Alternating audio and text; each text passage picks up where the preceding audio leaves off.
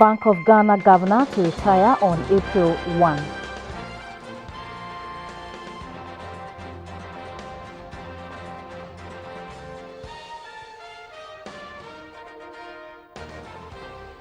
All 3 ex-South African police officers reported to South Africa.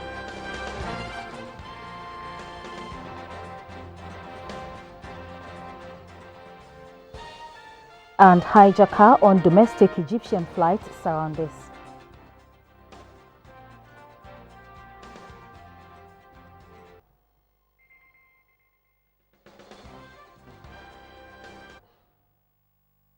Hello, good evening. Time to bring you News Hour on GBC24. My name is Shirley Anan. My name is Gifty AJ and our signer is Robert Frimpong Manso. Good evening to you. Now, the Bank of Ghana Governor Dr. Henry Kofi Wampa will be taking an early retirement from the bank with effect from April 1st. One of his 2 deputies, either Millicent Na or Abdul Nashiru Isahaku, is expected to serve as interim governor until the administration appoints a successor.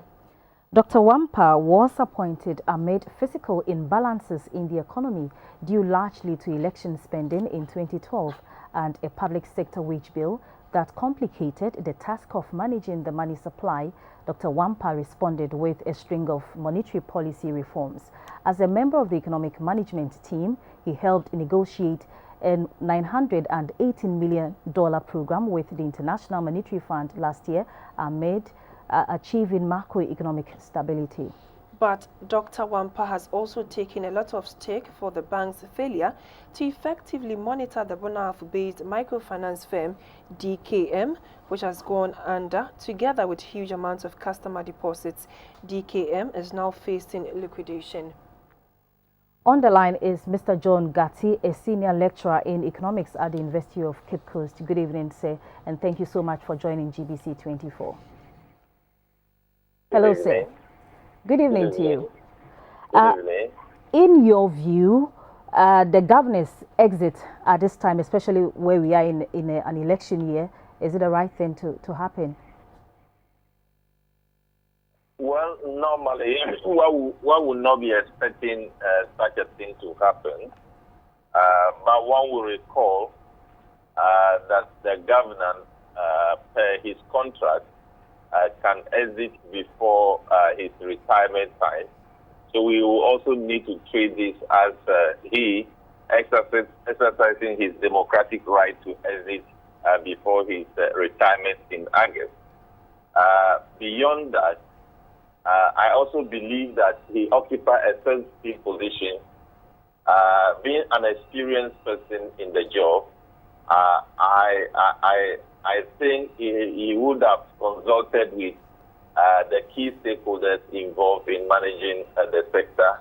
He would have consulted with his deputies, the government, the key stakeholders such as the IMF. So it is not new issue to them. And as a result of that, I do not think that it has any shock or any negative impact on monetary policy management in the country. So, Doctor, how would you rate his performance? Well, I think Dr. Wampa has also contributed his best to the development of the economy of Ghana. He came at a time when we have multiple volatility within the economy. We have volatility of the currency. We have the effect of a huge wage bill, fiscal deficit. We also have a problem with the energy sector. All this compounded the problem of the country, and all these things trying to undermine the effectiveness of monetary policy management in the country. But he has done his best. He also contributed in leading the team in negotiating the IMF deal, which is also bringing some stability within the Ghanaian economy. So I also think that in the past 4 months, before his exit now, we have seen some stability with respect to the currency. We have seen some marginal drop in inflation, and there is general stable situation in the country as compared to about 2 years ago. So that is what we have also brought to the fore. But when we are talking about Dr. Wampa, one will also have to indicate that he has also helped in many reforms within the banking sector. I believe, I do not know whether they have rolled it out already, but he has also, in consultation with the commercial banks, is putting in place a fund that will support businesses within the Ghanaian sector. He has also brought about reform in which commercial banks lend within a 7-day cycle, thereby providing liquidity for the commercial banking sector. So he has done a lot which is not known to the public, because the public is only accessing in terms of price stability reflected in interest rate, price of goods and services, and then exchange rate. But he has done a lot of things that we do not know. Even though one will also conclude that under his regime, the management of the microfinance sector is not the best. They needed to do a lot in order to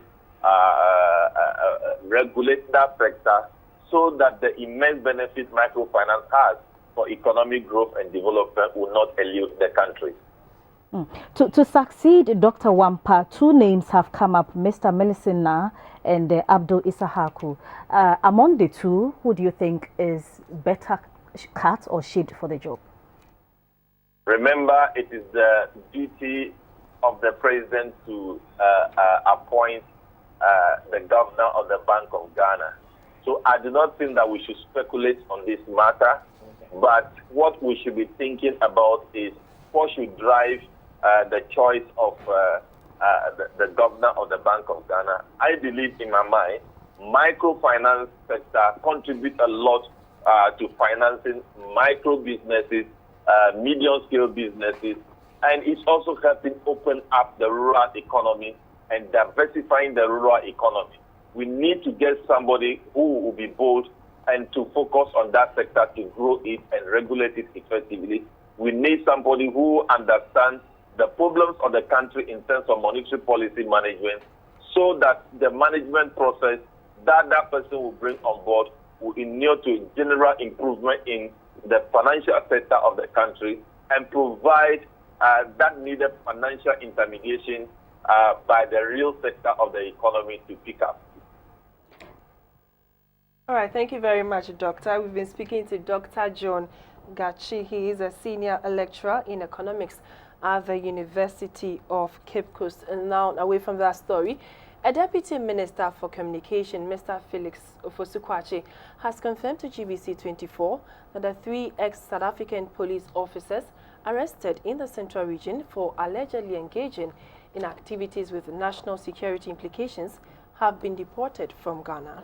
All 3 men were put on board a South African air flight which departed Accra for Johannesburg around 9:26 a.m. on Tuesday. The entry visas for all 3 were revoked by the Ghana Immigration Service. Officials of the GIS and security details from the Bureau of National Investigations escorted the men to the aircraft.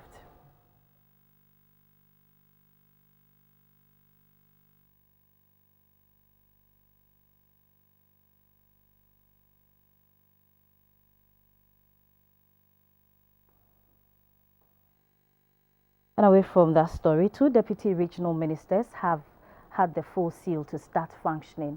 Dr. Robert Baba Nagalem goes to the Upper East region, whilst Mr. Andy Osei Okra fills the vacuum in the Ashanti region. The 2 were sworn into office by President John Mahama on Tuesday. The Deputy Ashanti Regional Minister slot has been vacant for about a year until the nomination of Mr. Andy Osei Okra to fill the vacuum. Dr. Robert Baba Kuganab Lem, who goes to the Upper East as Deputy Regional Minister, replaces Mr. Daniel Syme. They swore oaths of office, allegiance and secrecy before the President. A delegation from the National Development Planning Commission will have met with leadership of the Ghana Journalists Association and the National Media Commission to discuss the National Development Plan for the country. The Director General of the National Development Planning Commission, Dr. Nimoy Thompson, said the media is a key player in Ghana's drive towards awareness creation on the 40-year development plan. The National Development Planning Commission is in the process of drafting a long-term national development plan for the country. The first phase of the 40-year development plan has been completed and submitted to Parliament for consideration and approval. A delegation from the NDPC, led by its Director General, Dr. Nimoy Thompson, have held discussions with the leadership of the GJA to brief them about the entire process and also request for the media's assistance to create more awareness about its work. Dr. Nimoy Thompson said the development of Ghana's media landscape is captured in the development plan. We want to have a section in the long-term national development plan that deals with the media and how it sees itself evolving in the future, playing a very critical role. It's not for nothing that it's called the fourth estate of the realm, and therefore we cannot have such an ambitious national development plan without making provision for the media to state its case and state it loudly and clearly. The president of the Ghana Journalists Association, Mr. Philmoni, asked the NDPC to equip journalists with the necessary information that will make them understand the entire process and report accurately. We have a bounding duty imposed by destiny to not only create awareness, the highest awareness about this document, but also inject the greatest sense of ownership in Ghanaians as far as the long-term national development plan is concerned. The delegation also called on the National Media Commission. The chairman of the National Media Commission, Mr. Kwesi Jenapinton, said the media landscape is evolving, so the media in Ghana should be abreast with time. The Ghana Journalists Association will be meeting to review its own code of ethics. And one of the major reasons for this is the impact of social media on journalism, or where the two intersect. And it's obvious that we all have to grapple with this. And in fact, in some ways, we've even gone past the set of protocols for social media, because we've gone past that. New forms are emerging. So these are things that I'm sure we will all find expressed in the long-term strategy situations. Barring any hitch, the implementation of the 40-year development plan will begin in 2018 and end in 2056. Now, over 40,000 eligible voters were expected to exercise their franchise at Ibuakwa North by-elections. Our Eastern Regional Correspondent Kwamina Unuma says turnout was rather low. Let us have more on that story from Kwamina. Kwamina, good evening. Good evening. Now, what is the latest from the Ibuakwa North by-election? Ibuakwa North by-election went on smoothly. There weren't hitches. As reported in some elections, everything went on smoothly, peacefully, and materials also were available for them to use it. But as at now, they haven't finished with the result. They are compiling them at the Collation Center at St. Paul's Technical Institute. And according to the results released, we can see that the NPP candidate is ahead of all the others. Two contestants, because out of the 53 polling stations from the 69 released, she pulled 6,441 out of 7,140 total votes cast, and she is Mrs. Giftichum Apofo. She is followed by the USP candidate called Isaac Kwatin. She also had 597, and Mr. Samuel Prompong, who represented Ghana Freedom Party, obtained 102 votes. You can see from it that all the areas that they brought the result, she was leading, she was on top. And many a time, the problems that we resulted about rejected ballots here, it was very, very minimal. So we didn't have a lot of rejected ballots as reported during the general elections. Kwamina. They announced something. Kwamina, so is it that vote counting is over in some areas or it's over? Now they've finished with it and they are collating at the collation center. And the result that they have released and cumulated ones are those that I've told you. And I can cite instances with some of them, like a police station such as Presby Mission House in Kukrentumi. NPP had 170, while UFP had 19, and GFP candidate obtained only 2. At Old Trafford Presby Primary, NPP had 100 votes, UFP had only 1, and GMP had 0. At the Only Believe Preparatory School Police Station, NPP obtained 238 votes, while UFP had 13, and GFP also put only 2 votes. So you can see that wherever the results are released, they are ahead of all the other parties. Whereas the NPP is scoring or obtaining hundreds, the others are having single digits. Kwamina, what can you tell us about security? Oh, security, they started the beginning of the program and they are still with us at the coalition center. They want to make sure that they accomplish their task before they return to their destinations. So some of the security personnel from the regional headquarters of the Ghana Police Service, they are with us here.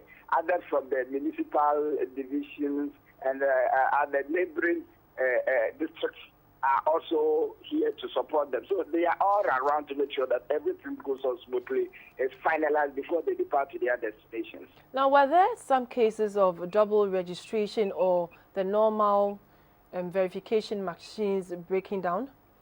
We didn't have any challenge of that sort in today's registration, today's election. No police station reported of fault in any of the DVR, that is biometric verification device, or shortage of materials, or any double registration or double votes. No impersonation. Everything went on smoothly with all of them playing their part as expected. The party agents, the counting agents, and electoral officials, as well as some observers, they were all around to play their role as they were assigned.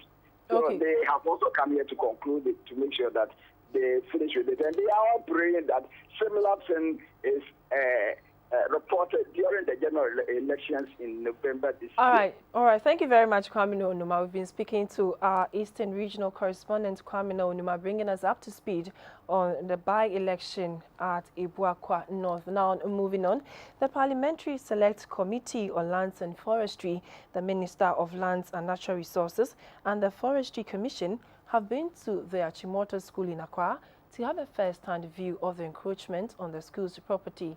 Achimota School is one of Ghana's top-most senior high schools, and its land is being taken over by private developers.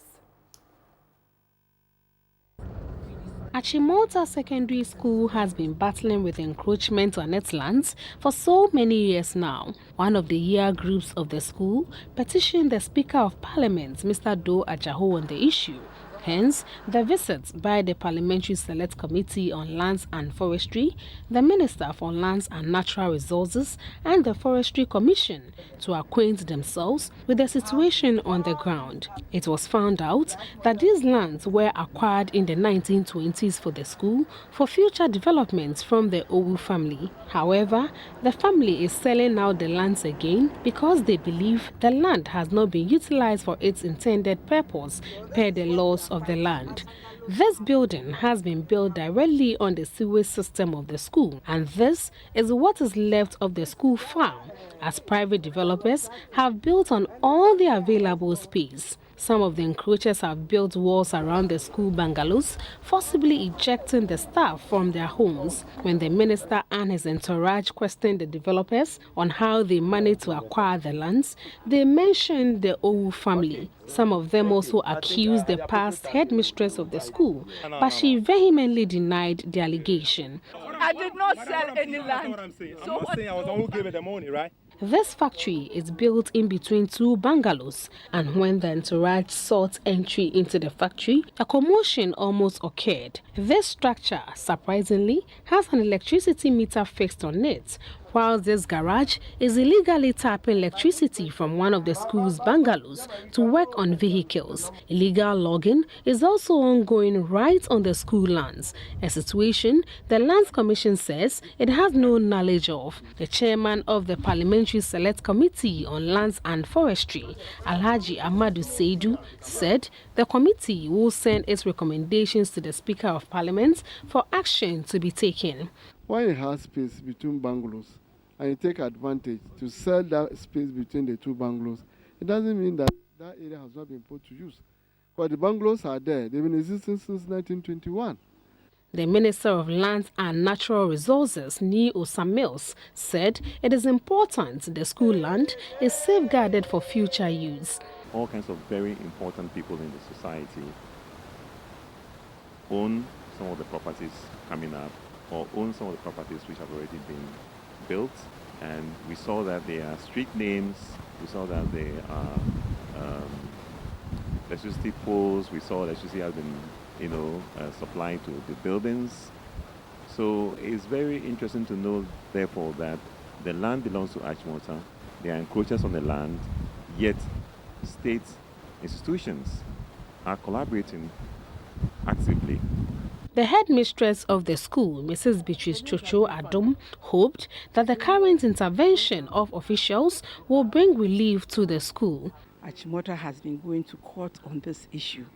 Far back as the year 2006, judgment was given in our favor. Currently, Achimota Secondary School has a student population of 2,800 at the last count, and the school will need access to its land for future intakes and expansion projects. For GBC24, Winifred Efum reporting.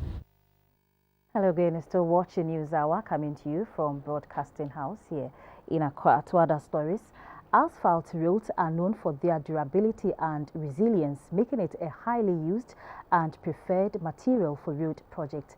However, its lifespan can be cut short due to various elements that wear it out. In the city of Accra, it is fast becoming the norm to see deposit of already mixed concrete on some of the asphalt roads, and the worst offenders are the mobile concrete haulage companies operating in the capital. The practice is contrary to Road Traffic Regulations 2012 LI 2180, since it affects the riding quality and causes unsafe situation for motorists. A lasting solution is, however, yet to be found. A report by Shirley Bewa. A person shall not deposit construction material or equipment on the road in a manner that is likely to impede traffic, cause danger, nuisance or injury to a person, or damage to property. Deterioration of constructed asphalt pavement is believed to be natural. It's natural because over time the materials that make up asphalt begin to break down and become affected by elements such as rain, sunlight and chemicals that come into contact with the pavement surface. The liquid asphalt binder, that is the glue of the pavement, begins to lose its natural resistance to water, allowing it to penetrate into and underneath the pavement. This causes raveling and shrinking cracks which allow water to penetrate beneath the surface.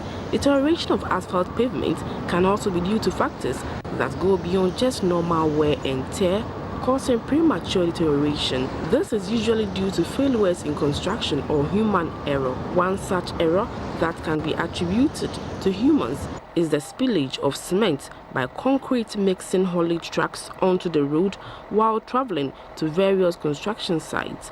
Often an unassuming act, a number of asphalt roads in the capital have suffered this fate.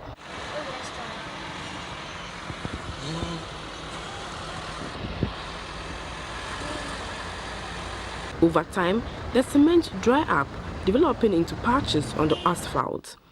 It has become a daily ritual, oblivious of its implications. This is most evident at traffic light stops, junctions, and roads near construction sites. From the Nima Highway to the Electoral Commission roundabout in Accra, the concrete remnant is all over.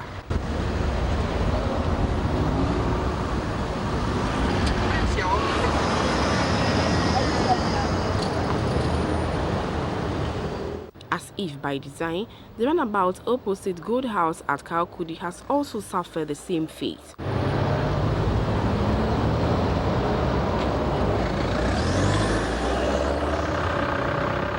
Mention can also be made of the Liberation and Patrice Lumumba roads towards Association International School.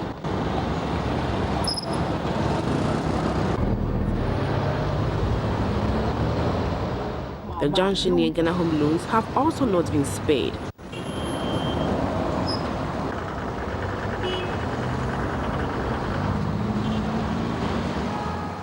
Motorists say the concrete remnant does not only mar the beauty of the asphalt, but also has the tendency of destroying tires and possibly cause accidents.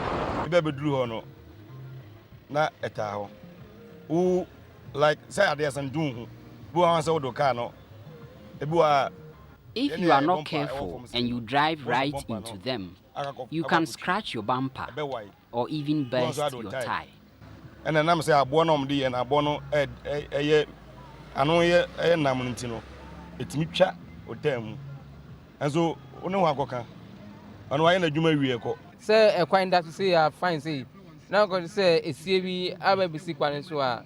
A team of grammar accident cry to me. These patches can really cause accident. We are very worried. You just have to slow down and drive past it. So, I say go no slow down a crack. No, I find chain and I say, what fine and 50 now, come baby. It's really causing a lot of problem for I think the drivers, and then it even affects the maintenance of their cars and all those things. I was from a place and I was in a hurry, you see. And when I was going, I didn't see. Immediately I get there, the motor just bounced down and I jumped, I fall down. I was very lucky, you know, God is on my side and I was very lucky. Your friends can't be before so cry. Apart from causing nuisance to motorists, the effect of this problem is yet to be quantified, but it has serious economic implication on national coffers. Roads construction, especially asphalt, is expensive, and so the benefit to be derived must not be curtailed. But this is not so because the concrete remnants have been on several streets in Accra, and a lasting solution is yet to be found, despite the fact that the practice is contrary to Road Traffic Regulations 2012-2180. At least we have been able to identify them and where they operate from. So we know them individually, but as of now, we don't know them as an association. Anytime we want to invite them for meeting, they do really represent and come for the meetings. The Accra Metropolitan Roads Department has oversight responsibility over the roads in the capital. The principal engineer in charge of projects at the department, Mr. Kofi Ntiapie, says on the 18th of April 2013, his outfit wrote a letter to all mobile concrete haulage companies reminding them of the fact that it is an offense to splash concrete onto the roads, and per the letter, offending companies will be surcharged to clean up the mess. However, 3 years down the line, the practice is still going on unabated. We are fully aware of it. As you can see, I can show you documents of invitation to meetings, several discussions that have been held at different fora on the matter. And it's just quite recently there's an upsurge of it, but we're going to deal with that one as well. As you drive on the Liberation Road, you can see deposits of some of them on the Patrice Lumumba and other roads as well. And these are something that we cannot go on because it's really creating impede traffic flow, danger to traffic, especially whenever it rains. Most of our gullies are blocked by some of these concrete deposits. But what can the Assembly do to address this problem? Now we're appealing to the general public also to furnish us with information on some of these concrete companies that deposit the material. Sometimes it happens at the night and nobody is able to identify who did it. But collectively, we want to go back to action and take action against all the companies so that they can clean up the mess. And we've appealed to the MTTU to give us support to take action on such defects that is occurring on our road. Asphalt is an investment, and like any other investment, needs to be managed carefully. Road experts affirm that when they are constructed and maintained properly, it wears out slowly and can last up to 25 years or more. For GBC24, Shelley Bewa reporting. coming up is Business. Stay. Hello, good evening, and good to have you join us for the business segment of the news. I am Dorothy Ajamai. The head of the finance department at the University of Ghana Business School, Professor Alufa Bokpeng, is urging government to take the Fitch report serious, as details have the potential of affecting investor confidence in the country. Speaking to GBC24 in Accra, Professor Bokpeng noted that although the report pointed to the positives in the Ghanaian economy, the outlook remains negative, with the country's debt levels expected to rise. The report says Ghana's economic growth will increase to 5.4% this year, while public debt will peak. It further states that Ghana's fiscal and external deficits leave the country vulnerable to domestic and external shocks, including low oil prices and tight financing conditions. The head of the finance department of the University of Ghana Business School, Professor Alufa Bokpeng, agrees with the ratings agency and urges government to attach importance to recommendations made by the agency. I do agree with Fitch report, okay, in terms of especially the positives and all of that. They also highlighted some negatives here and there. What is important is for us to receive the report with a positive mindset and work at them. Because don't forget, we are seeking to go to the international capital market. Investors take this report very seriously. The economic professor is advising government to pay special attention to the debt levels, especially as election 2016 approach. By the end of this year, there will be about 1.6 billion cedis of debt will be maturing. And we may have to do a little bit more borrowing. Don't forget, government has given an indication that they are going for another Eurobond. It has implication for our debt stock. The fiscal deficit in the 2016 budget has to be financed. The fiscal deficit is an indication of the borrowing requirement of the government, and that has to be financed.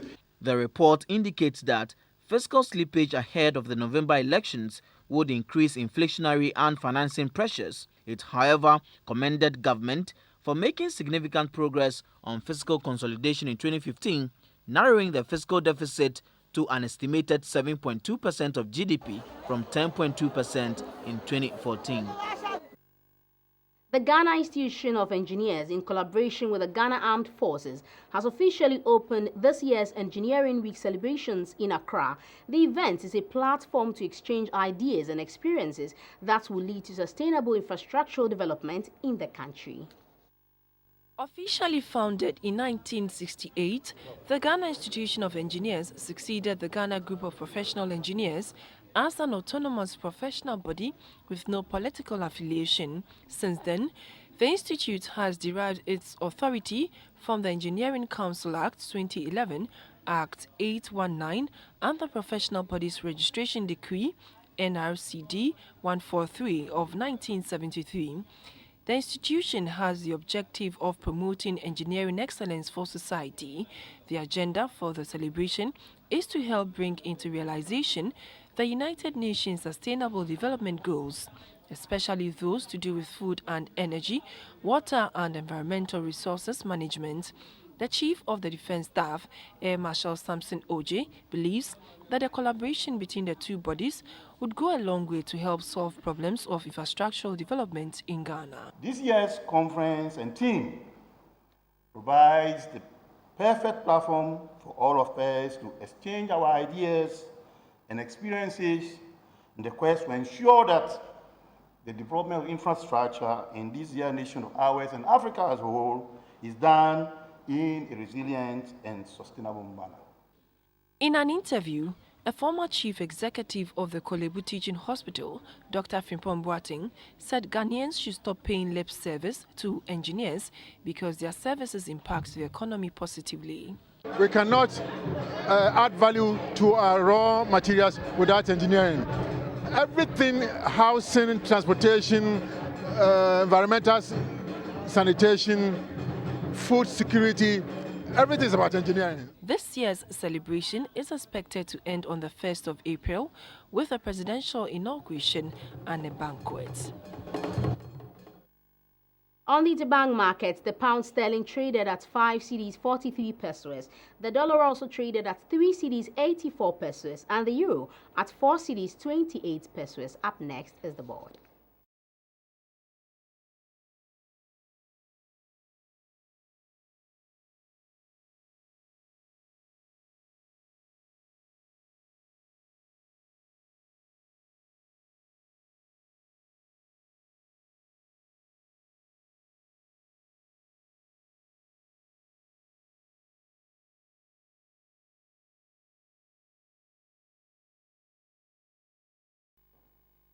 On the commodities markets, Ghana's major trading commodities lost. Light crude dipped by 68 cents to trade at $38.71 per barrel. Cocoa lost by $5 to trade at $2,965 an ounce. Gold also decreased by $2.10 to trade at $1,217.80 a ton.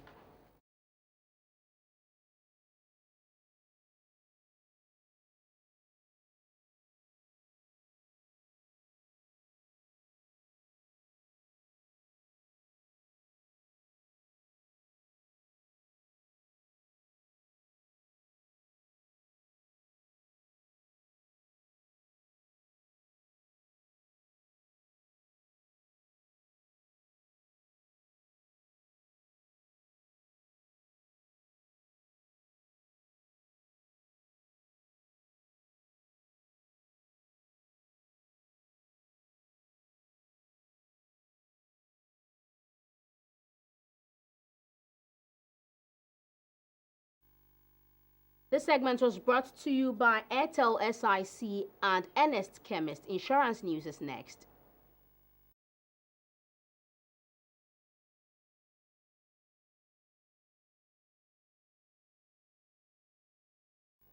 Today in Insurance News, we take a look at construction insurance in Ghana. Construction insurance is an insurance that covers damage to or destruction of a building while construction is in progress. The president of the Federation of the Ghana Institute of Engineers, Kweku Buampong, said though contractors insure their contracts, more education is needed to bolster patronage. Builders' risk insurance or construction insurance is a special type of property insurance which indemnifies against damage to buildings while they are under construction. Builders' risk insurance is coverage that protects a person's or organization's insurable interest in materials, fixtures, and equipment being used in the construction or renovation of a building or structure, should those items sustain physical loss or damage from a covered cause. In an interview with the president of the Federation of Ghana Institute of Engineers on the importance of construction insurance, Mr. Kweku Buampong said engineers indemnify their project to avoid any casualty. We have what we call the Professional Indemnity Act and indemnity insurance. When you design, you have to indemnify yourself. Otherwise, if there is a failure, something happens, you will be held responsible. For all projects you see going around construction, there's an insurance. There's what they call Workmen Compensation Act. And that is for third-party insurance and for the people who work on the project. If somebody should fall and die, he's covered. If a third person comes to the site and gets injured, he's covered. He added that insurance play a very important role in the engineer circles. We have insurance for our members for their upkeep when they are old, and medical insurance too. So insurance and engineering go together. In fact, especially in construction. Builders' risk covers perils such as fire, wind, theft and vandalism, and many more. It typically does not cover perils such as earthquake, flood or wind in beach zones unless the policy has been specifically endorsed to do so. Insurance News was brought to you by SIC Live. We have more news coming up shortly. Please do stay. This is the health segment of the news. My name is Micheline Taka. It is brought to you by kindness of FPAC. FPAC, it blows your pain away. With the number of Brûlé ulcer cases recorded in the hospitals, most people have little or no knowledge about the disease. Some view it as spiritually related, but experts have said it is a medical condition that needs to be reported early at hospitals for treatment. Brûlé ulcer causes permanent physical disability in people. Viewers are hereby advised that the following pictures may be disturbing.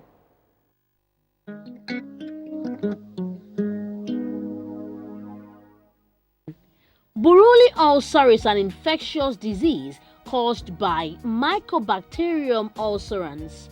The infection is characterized by painless nodule or localized swelling at its incipient stage. This nodule can turn into an ulcer. The ulcer could be larger but festered quietly inside the body before spilling out onto the skin as a debilitating sore.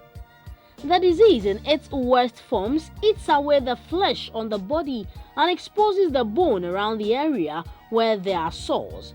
Buruli ulcers can affect all parts of the human body, most especially the arms and legs, with no feverishness in affected people. Although the causative organism belongs to the family of those that cause leprosy and tuberculosis, it is unique because it produces a toxin which destroys body tissues. In Ghana, most people, upon discovering severe sores on some parts of their bodies, attributed it to evil and immediately sought treatment from spiritualists. As all efforts proved futile and the wound festered, victims then began to report cases at hospitals where they faced amputation as the last resort. 17-year-old Christopher Donko is a young junior high school dropout suffering from Buruli ulcer. He narrates how his condition started. My hand started swelling and became a big sore. I went to a pastor and later went to the hospital for treatment. Another patient, Benjamin Esel, who is 28 years, said he has been living with Buruli ulcer for the past 15 years. He says he has not been able to find a job due to his condition. I have been living with Buruli ulcer for the past 15 years. I fell off a bicycle and my conditioning started worsening. Madame Theresa Nyame, who is 58 years old and suffering from Buruli ulcer, says she initially thought her condition was spiritual but later sought medical attention. I felt a sharp pain in my leg and it started swelling. Initially, I thought it was spiritual, but later sought medical attention. A medical superintendent at the Gan West Municipal Hospital at Amasamang, Dr. Jarvis Abila, said there's no known mode of transmission. However, he said studies have shown that people who bath in water bodies, such as streams and rivers, are prone to the disease.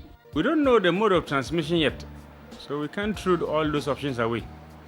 But areas that have dams where people bath in, we've been getting people come from those areas. Dr. Jarvis Abila added that those who come late for treatment normally undergo skin grafting before they fully recover. The disease surfaced in its most devastating form in the mid-90s in the Amensi West district of the Ashanti region. It was followed by another outbreak in the catchment area of Amasamang in rural Accra. So endemic was Buruli ulcer in the areas mentioned that a medical emergency was declared, putting Ghana in the spotlight for unenviable reasons. Investigations by GBC24 reveals that is the case. A situation medics describe as a success story, but not a reason to turn a blind eye to a disease many call the silent destroyer. The Food and Drugs Authority, FDA, is asking management of all organizations and institutions in the country to post the required legible no smoking sign at vantage points of premises and environs. This move by FDA is part of measures to regulate and control tobacco and tobacco products in the country. A statement by the Food and Drugs Authority warns that failure to comply with this directive will attract a fine of 25,000 Ghana cedis. The FDA says organizational facility and its environs fall in the domain of public places, hence the need to comply with the directive. The FDA says organizations may decide to create a designated area in the facility for their staff and customers who smoke, but must follow specifications outlined in the law.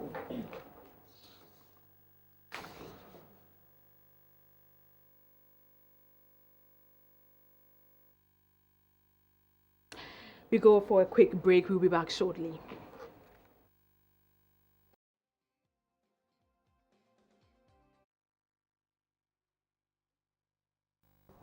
Now to some international news. The hijacker of a domestic Egyptian flight has surrounded Egypt Air Flight MS-181 was taken over by a passenger claiming to be wearing a suicide explosive belt and forced the flight to divert to Larnaca Airport in Cyprus. The hijacking ended with all hostages being released. The motive for the hijacking still remains unclear. Some reports say the Egyptian hijacker, Saif Eldin Mustafa, wanted to talk to his estranged wife, who lives on the Mediterranean island, whilst others have said he was seeking the release of female prisoners in Egypt. We take a break, and when we come back, sports will be next. Good evening, let's talk sports. I'm Theophilus Sampa, brought to you in partnership with the JPS Tornado Betters. Two of the country's former world boxing champions, Joseph the King Kong Agbeko and Joshua the Hater Clotte, will be facing opponents from Brazil and the Philippines in a boxing bout christened the legendary Night Boxing. The bout is set for the 29th of April this year in Accra. In Ghana and Africa will, on the 29th of April this year, witness a boxing fiesta codenamed the legendary Knights Boxing. The Knights will for the first time have two former world champions, Joseph King Kong Agbeko and Joshua the Hater Clotte, mount the same ring to face opponents from Brazil and the Philippines. Also, the Knights will have the reigning WBA international champion Emmanuel Gameboy Tego and George the Red Tiger Ashi, also mounting the same ring to battle opponents from South Africa and Brazil. Launching the event at the Alisa Hotel in Accra, the boxers said they will not disappoint. I want Ghanaians to know that myself and Joshua Clotte, we are not done yet. We have a lot in us. We have a lot to prove in this sport. We are working so hard to bring back the glory. Because it's my own people, I'm going to get ready for this fight and make sure that I do everything I can to come out with a win. The bout is a collaboration between Fresh King Entertainment, Box Office Sports Promotions, Super Sports and Alisa Hotels. A two-day community football gala competition organized by Prestige Youth Foundation has ended at Adenta. Westfield FC beat No Weapons 11 by 2-0 to leave the trophy at stake. The Adenta Medina Community Youth Soccer Fiesta was put together by the Prestige Youth Foundation. The event, the second in addition, was to, among other things, strengthen the bond of unity among the youth and create an opportunity for players in the area to showcase their talents. 16 teams participated. The grand finale was between Wingsfield FC in the red and yellow jersey and No Weapon 11. The lads in the red jersey won by a lone goal. Organizers said the reason for putting up the gala was that talents abound in the two communities. For the whole event is building a united community. That's the theme for the event. So we believe that through sports we can bring the youth together.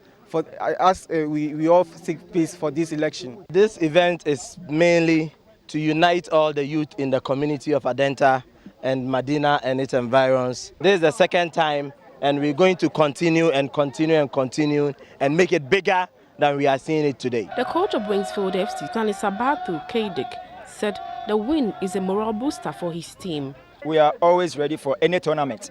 Okay, and because I believe in my players, I know definitely any competition that they call us, we'll be able to carry the cup wherever they call us. Souvenirs and an undisclosed amount of cash and trophies were presented to the first and second teams. That's all for sports.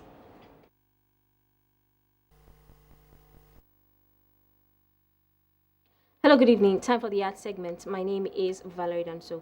The Minister for Tourism, Culture and Creative Arts, Mrs. Elizabeth Ofuswe-Jerry, says the appointment of Ghanaian actor John Dumelo as tourism ambassador comes at no cost to the nation. She said this when she was promoting Ghana at the just-ended Kwewu Festival. The Kwewu area was a place to be for holiday makers and adventure sports as it came alive with the paragliding festival. The festival attracted thousands of revelers who did not just come to paraglide, but also feast their eyes on the captivating view of the Kwewu Ridge. Even for non-paragliders, there were enough side attractions to make their presence there worth the while.